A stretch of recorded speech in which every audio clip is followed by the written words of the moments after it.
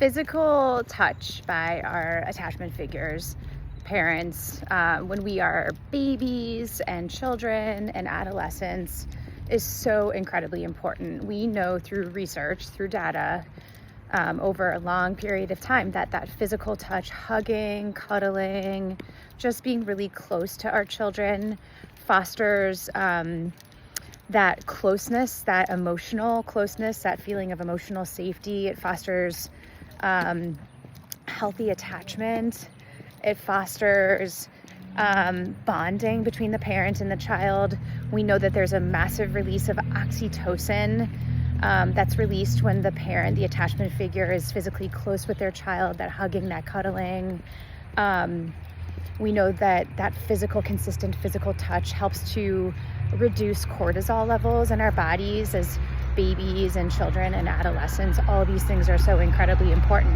And the reality for many of us is that we didn't get that physical touch from our attachment figures when we were growing up. And again, there's so many different reasons why we may have not gotten that physical touch by our parents, but it's really important to acknowledge when we're healing from relational trauma. And again, this is one of those things that I really try to zone in on when I'm having the first couple of sessions with somebody, understanding, what was the physical touch like between you and your mom and dad or your attachment figures? How often did it happen? Did it only come from mom, or did it come from both dad and mom? Did it come at all? Or did it only come when there was a monarch butterfly. Did it only come when you did something correctly, or when you were pleasing to them? Okay, was it only attached to that, or was it kind of consistent across the spectrum of behaviors? So really, really important to kind of assess this when we're working with people and in our healing process. And again, this is one of those things where I think a lot of us can feel, a tremendous amount of shame or confusion about why we may have not experienced that physical touch from our parents, that appropriate physical touch from our parents. And if we did not receive this consistently, this is something that needs to be addressed. We really need to get curious about that in our healing process.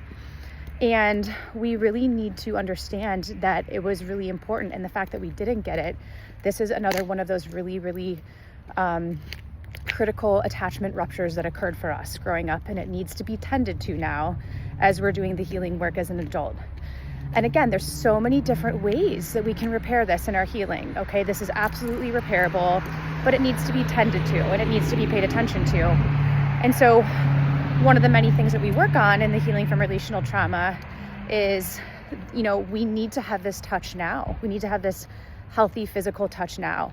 This can come in the form of a very safe and loving relationship with a partner, with our spouse, with friends, just letting people know, hey, I really need a hug, and sharing with them why that's very important to do that.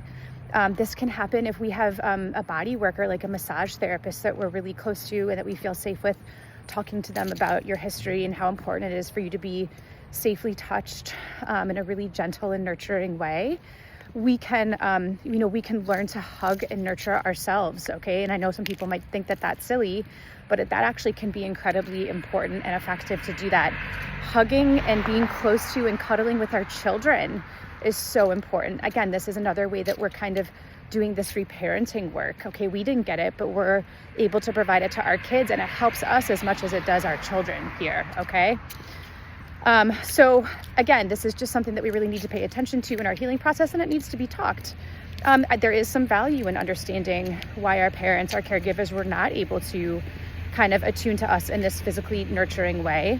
Again, if you feel safe talking to them, to your parents who are probably a little bit older now, getting curious about it. Hey, mom and dad, was really just thinking about how we didn't do a lot of hugging in our family.